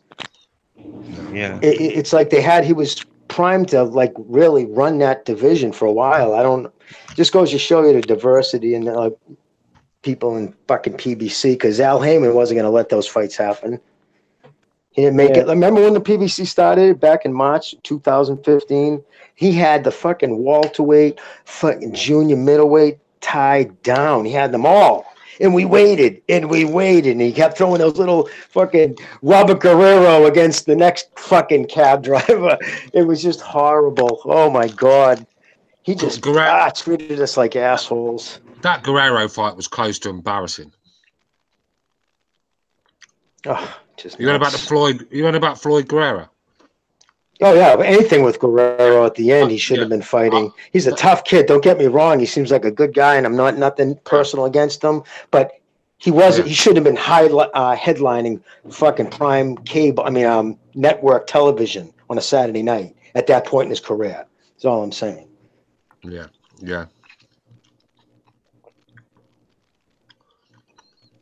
That's because fucking PBC, they bought all those time slots, and like the last show they had was on Fox, right? Do you remember who? I bet you none of us here on this panel could say who headlined that card. Josito Lopez? Well, there you go, bingo. You got it. Was it? I don't even know. It was the last PBC on Fox, not FS1, but the real one. Yeah. Do you know the next Fox card? What is gonna be the main event? It's gonna be Berto against Devon Alexander. Exactly. So you know what this is? This is money. This is because what a barnstormer that is. Because he has no money. That just goes. Listen. What do you think, Devin Alexander's? What do you think his paycheck and Berto? What do you think they're going to make? They're going to take next to nothing. I bet you they don't even get $200,000 each. And that's the kind of budget he's dealing with. He has no money. So when he's doing shit off Showtime, on Showtime he's dealing with Espinosa's budget, so he can make the big fights. Yeah. As long as it falls under their criteria. Anything outside anything outside Showtime is strictly running off of whatever coffers he has. So those are probably just, I don't know, maybe the local promoter probably guaranteed the money. I don't know, because I know as of in court, they weren't even a year into the business, and what their lawyer said, the PBC lawyer said, they had already pissed through 70% of their working capital, 5 years worth in the first year. So, yeah. What a lot of people don't realize is about the purses. It's, you were saying next to nothing. Like everything comes out of that purse. Like people think, oh, like a lot of money, blah blah blah. When you think they're only like if they fight 2 or 3 times a year, if they get $200,000, like literally everything, managers' fees, trainers' fee, everything comes out of that purse. So what they're actually and they're taxed on it. Like what they're actually left with, not. Look, I'm not crazy. Listen, I'm not going to begrudge fighters getting their paychecks. I'm not going to do it because it's a hard sport and they deserve their paychecks. But I just when you're matchmaking, I just don't see it. Who was the guy that came up with the idea? I know what's a good fight. Devon Alexander v. Andre Berto. I mean, who wants to see that fight? So that's bad promotion for me. Do you know what I mean? It's guys under contract. He has to get them. You know what I mean? These people are still under contract, and that's what he has to do. And it just shows contempt for us as fans because, listen, look at how we're taking it. It's like everybody's like, what? Are you fucking serious? It's garbage. The numbers are going to be horrible. Fox has got to be fuming, but they don't care because it was prepaid. They paid for it. They have to even come up with their own advert. And what about that when the PBC, when it was really bad at the end, when they would say, like after 2 commercials, we're going commercial free for the rest of the night. Like they were doing that for us. No, it's because you couldn't even sell fucking tampon ads. It was bad. It was a disaster. And he has to explain. I'm dying. I can't wait for I can't wait. What's that? I'm just saying, Eddie Hearn's the one's kicking ass right now. Making good matches. Well, he's got a lot of Vesta money right now. I'll tell you what, say we like about Oscar, but I bet there's a few of them fighters that wish they'd stayed with Oscar. Oh, and I guarantee you that a lot of those fighters wish they did too. What about that Colin Smith versus George Grove? Who's promoting that fight? That's gonna be a great fight. Callis Howland. Which Smith? Callis Howland. That's insane. Joe Smith? No, Yeah, Callum Callum Smith Smith? versus Oh, George. Callum Smith. That's Okay. in I don't know who's Saudi gonna win Arabia. that fight, dude. That's in Saudi Arabia. I think Groves will win it. Yeah. He's I past his think the time, reason though, it's man. in Gross. Saudi Arabia was supposed to have Usyk Gassiev, weren't it? And I think contractually that the Sauerlands and that kind of like owed them. I think they, because I can't think of any other So- reason why it'd be in Saudi Arabia. Sorry, I know it's a dry country too. They don't even sell alcohol. It's odd It's that they would have a bizarre. fight there. It's bizarre because it'd be really big here in the UK, like, you know. I don't think. Site fees, who's ever would have put up the money. I don't think anyone's in a rush to fight in Saudi Arabia. To be honest with you. No. Is that where they're fighting? George Groves versus Yeah. really? The Rican girls are gonna be amazing. I can't understand. It's Like I said, ridiculous. obviously the Saudis have got money, isn't they? So money talks. But that fight, That's a big wouldn't fight, have though, been- man. Yeah, but that fight could have been because it's on the pay-per-view because the ITV pay-per-view that's on. All them One of the fights. Saudi princes probably having a Yeah. party, and he just That fight say, should be "Hey, in I give a England, couple of million." That fight should be Probably. that fight should be fucking in England, man. I mean, I thought Those it two was. UK boys too, yeah, right? yeah. I thought it was gonna sell Yeah. out like Manchester or something. No, the that, stadiums out there. yeah. Wembley. I think, like I said, the Saudis have obviously it's obviously gone to purse bids because that's what happens when a deal's not made. It goes to purse bid. Anyone could, me and you could get together now and bid for Wilder Joshua. Anyone can bid for a fight. You don't have to be a promoter. You can go and put a bid in for a fight. If it goes to purse bids, usually promoters make an agreement to stop the purse bids happening because anyone can come in on a purse bid. Because I believe Top Rank were trying to get what fight? I think they're trying to. Eddie Hearn said they were going to go in for Wilder Joshua if that gets made. So Top Rank are going to go and try and get that fight. I think he said, or another fight. But he was saying, no, what fight has just been? No, it was the Parker. I think it was Parker, Dillian White. I think Top Rank. I think come in for it. I'm sure they did. One of the fights anyway. And Eddie Hearn said he had to get it made with the other promoter just to stop Top Rank coming in for it. So it just proves anyone can go and put a bid in for a fight. So Man, Dillian White had to hang on for dear life at that last round. I can't remember what fucking fight it was now, man. You know, but the Dillian White Pulev fight in some like unheard of sort of like entity won the purse bid and then they couldn't raise the money or something.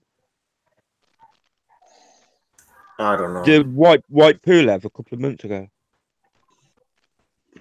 That's bothering me now. That's bothering me now.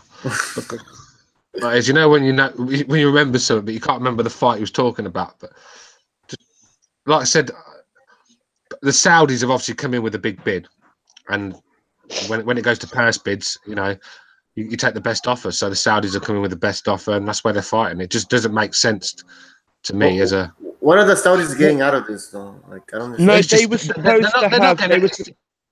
They were supposed to have Usyk Gassiev. The cruiserweight final was supposed to be there, and then obviously Usyk got injured. It had to be rescheduled. They couldn't have it where they were going to have it then, and it ended up being in Russia. And so, this is what I've heard. Like contractually, they had to sort of like compensate the Saudis for losing that fight, and so they've given them. Oh, is that what's happened? The super middleweight one, yeah, apparently. Yeah. I mean, that's the Saudis could be preparing for the World Cup too, man. Big events, you know, see how security flows and. Well, nah, because that's in the United Arab Emirates. Saudi's not in there. Oh, okay. I think they're just trying to make certain sports big over there. They see how much revenue is brought in by certain sports, and maybe they're trying a few smaller ones to see how they do. Like see how their people.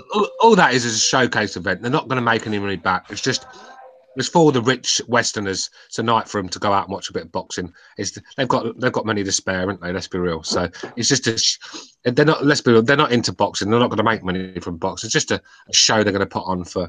They want to showcase to the world. Yeah, of course they do. Yeah, look at us. Look how we can put on a show. That's all it is. Maybe they want to get into it in the future. I don't know. It's a bit like the old communist propaganda where they used to make out the Soviets did everything the best, didn't they? Yeah, it makes sense, I guess. Yeah. Yo, Jimmy, you there? I wanted to get Jimmy's take on yesterday's Hello. fight. Sorry Yeah, just give us your take. Give us your take on Mikey Garcia against Caesar Jr. On who? The fight from yesterday. Garcia. What, Easter? Yeah. Oh, to be honest with you, I mean, Garcia looked good. His counter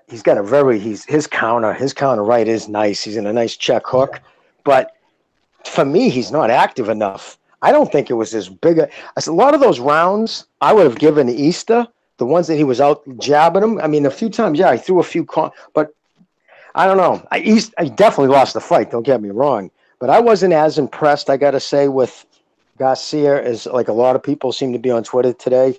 Like I didn't go away from that fight saying holy shit like I did it with Lomachenko and Linares. I said exactly the same, Jimmy. I thought it was just an average performance for me against a guy like I said yesterday, I don't rate Easter at all. I just don't. I don't think he has the heart to like really usually want to mix it up. Although he did get up off the floor, but he doesn't have that. Since he stepped up in competition, he hasn't shown, and again, although coming on to last night, even though he lost, I came away thinking more highly of Easter than I did of Garcia. Just don't get me wrong, Garcia, talent-wise, you know what I mean? But he's another guy, unless his feet are just right and he's perfect, he won't let his hands go. No. So I don't know. I liked a little more activity and not very creative in his combinations. He tried a few times to sneak a counter hook in because he realized because Easter would throw that left, and when he tried to double up on the left, he would always dip to his right, and so you could see Garcia faint with his right shoulder, getting him to bite, and when a couple of times he bit for it, he shot up with that left hook, uppercut hook thing. And one time he almost caught him, and that was nice. I'm like, yeah, there you go, a little different. And then he went right back to the fucking same bullshit. He's very similarities to Joseph Parker, where he's got the tools but just can't let it go. Just something in him that just is not there, and fighters need that to be at the top. He's going to always come short. He had his big chance there to really make a name for himself, put on a show in front of the world against Mikey Garcia, a pound-for-pound fighter, and he froze. He froze on the night. He went in survival mode. He did a Joseph Parker. Who's that? Robert Easter. Yeah, I agree. Yes. Sorry, guys. Let's get Cameron in here. Cameron, how are you, man? And talk to us about the fight. You know which fight I'm talking about. Yeah, what's going on, man? Can you hear me, yeah? Yeah, what's happening, Cameron? What's up, Yeah, what's going on, man? I didn't watch the fight, so I can't really comment on it. Let me guess, Cameron.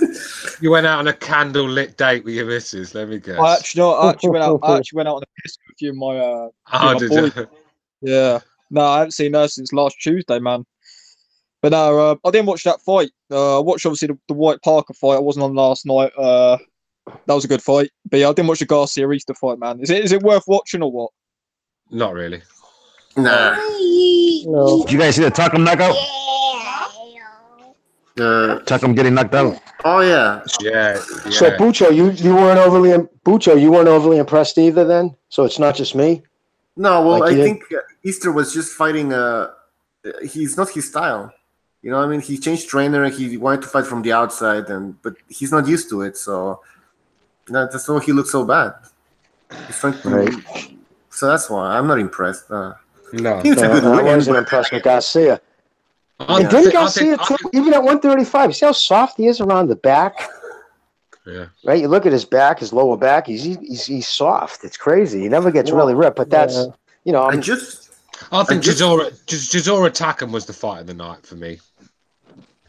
Well, before getting into that fight again, because we talked about Mikey Garcia, apparently he doesn't do any core training, any sit-ups, nothing like that. He just jogs, runs, and then does the mid work and all that stuff and sparring. He doesn't do any core work. So he's just a natural fighter. Yeah. So that's why he has no definition. I can't get invested in Garcia. I've lost interest in Mikey Garcia because the guy doesn't know what he's doing with his career. I mean, what's this? He should be looking at the Lomachenko fight. He's talking about Errol Spence. I mean, come on now, fight Lomachenko, man. That's the fight tonight. I'm the same, Cameron. Not interested in him at the moment, and I don't know why. I find it hard. I don't think he's a very exciting fighter. I just don't. I think he's a very good fighter. That fight last night. If somebody said to me, "Are you watching Garcia Easter?" I'm like, "No, I'm not really bothered if I miss it or not. I just didn't care about it." It's disgraceful that it weren't even shown on in the UK. Not one of the UK broadcasters picked it. Yeah, that was bad. What did Box Nation show last night? Some shit that I didn't even watch, mate. So. And he was fighting at home in LA too. You know what I mean? Yeah. That's his backyard. He had an opportunity to really cement his. Sorry, Jimmy. I thought you. Oh no, you go. You cut out, so and then you come back in. Go on, carry on. No, you go, brother. Finish your thought. I can't remember now. Oh my God. No. Did you guys see the Luis Ortiz fight? Oh yeah, Luis Ortiz. I mean, Jesus, who was this other guy? No, that's what I was going to say. That's what I was going to say. I was going to say that fight was so average last night. The Mikey Garcia fight. It's boring even talking about it. Well, you know, if there's no excitement in the fight, there can't be no excitement when you're talking about it. And that's what I'm saying. I just don't know what to say really. It was just an average fight for me. Mikey won clearly, and that's it. Let's talk about Chisora Takam. Much better fight. Yeah, great. But what's the point of? Yeah, great. Okay, go ahead, Cameron. No, I was going to say great fight. Honestly, I thought Chisora, I was like, at one point in the fight, I thought Don Charles going to pull Chisora out, and he comes in and knocks Takam out. I mean, I wasn't on the show last night, but I did listen to it. And I agree with what Stu said about how it makes Joshua's wins over Parker and Takam look not really the wins, like you said. The more the performances, it doesn't look good, does it? It doesn't look good now. No. And that's what's worrying me about this Povetkin fight now. Yeah, I mean, when you look at Parker's now been on the floor and White put him down twice. I mean, and Takam got proper care by Chisora, who's not a puncher. I mean, doesn't look good. I mean, like I said, that performance by Chisora, I didn't see that coming. I really didn't. You know, but I'm still not going to get excited about him. I mean, when the fight was on, and I was getting texts from Butcho going, "I'm sick of Chisora, you know, get rid of him already." Do you know what I mean? But the guy keeps coming back, sort of thing. And I was going to get into that. Like, okay, what's next for Chisora? Is he a contender, or what? What's going to happen? Like, he's going to get a title shot? This is it. I mean, this is it. What the hell is this? He's a double. Yeah, this is it. Oh God. I agree, bro. At the end of the day with Chisora, you get a performance like that one week, and then his next fight is going to be dreadful. So does he deserve a title? No chance. I mean, when you look at fights for him out there, I mean, I'd like to see him fight someone like Joe Joyce or someone like that. You know, I still don't think we can be putting him up there. Like Dillian White rematch would be a good fight, but I think he's going to come short when it comes to the other guys. Hey, sorry about that. Mid-sentence, my phone hung up or bounced me out. Yeah, no problem, man. Yeah. I mean, like I said, it was the best fight of the night for me. It was just non-stop action. Did you see it, Butch? You did, didn't you? Yeah, I saw it. Hey, Butch, can I explain my theory on Garcia calling out Spence? Can I tell you how that's all out, and it even ties into something Spence tweeted out last night? All right, now. You know how Ronaldo started out the program last night, and he pulled away from, Bob Top Rank, the best move, and how that's worked out for him, really? No, it isn't. In fact, it's cost him millions. If you never mind the fucking money he lost in the 2.5 years he was out.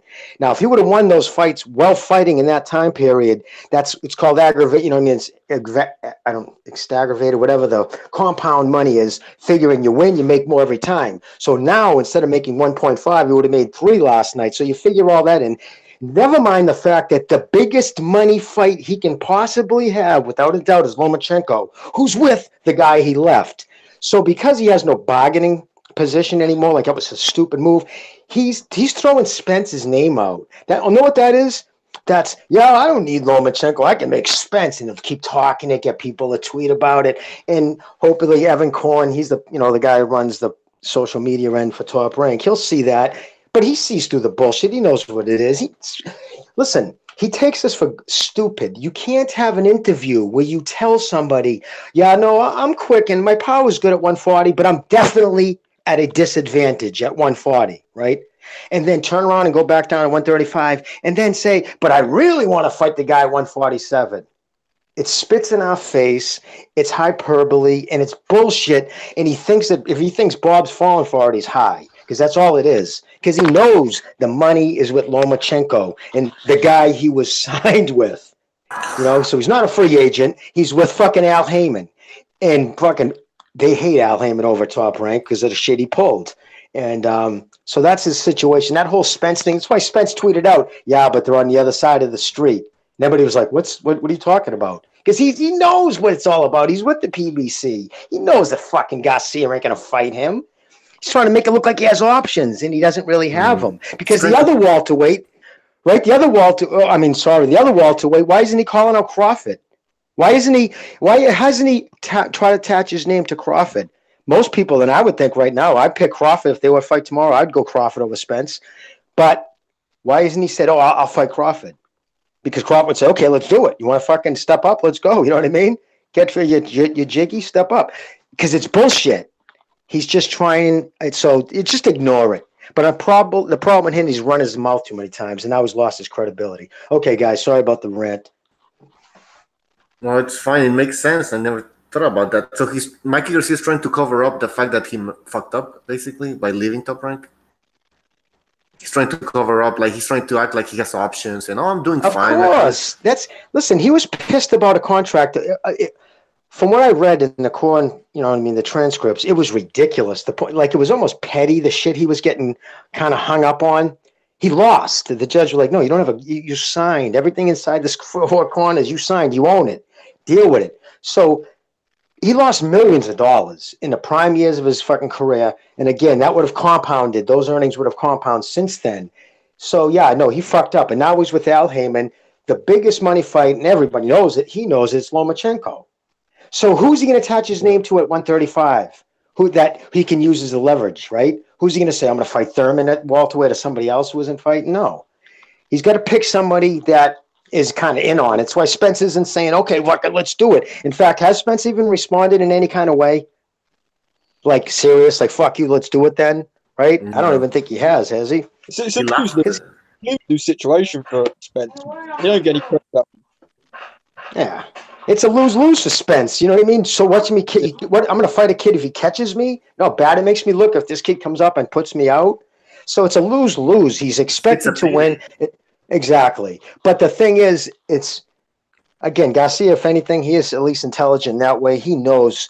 But the fact, it just bothers me that he can say in one breath, and then thinking it's like we're not all following different media. He tells Steve Kim in an interview that, you know what I mean? Oh, I'm definitely at a disadvantage at 140, but I really want to fight the hardest puncher at 147.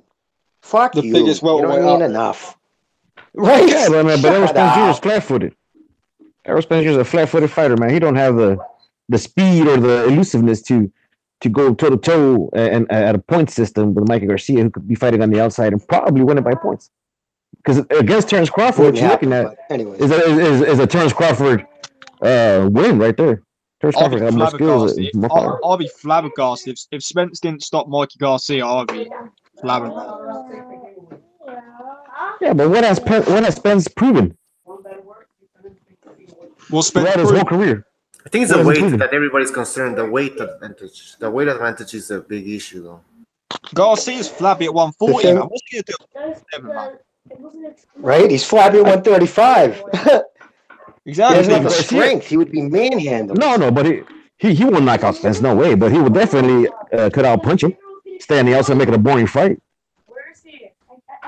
Yeah, but that's not his style. He's a counterpuncher. Yeah. He could. Yeah, but stay on the outside. Quick. But there was a ESPN counterpuncher, so he's gonna have to take those Mikey punches. Garcia said in an ESPN Deportes fight is his game plan is to score quick and get out. That was his game plan, especially versus Robert Jr. when he faced him up against. And that money is it with Lomachenko, without a doubt. Everybody knows it. That fight would go pay-per-view to do big numbers. I still think Lomachenko is a harder fight for Mikey than Errol Spence Jr. because Lomachenko got the footwork. And although I agree with you, Lomachenko, I would take Lomachenko over Spence. I mean, over Garcia if they were to fight tomorrow. I'd put my money on Lomachenko. But it's just the size difference. It's just too immense. If you saw them standing side by side, you would realize, like, Spence is a big dude. He's a walks around probably 175. What's that? They're only 1 inch apart. Mikey Garcia and Errol Spence Jr. Yeah, but I'm talking about bone structure. Yeah, muscular-wise, yeah.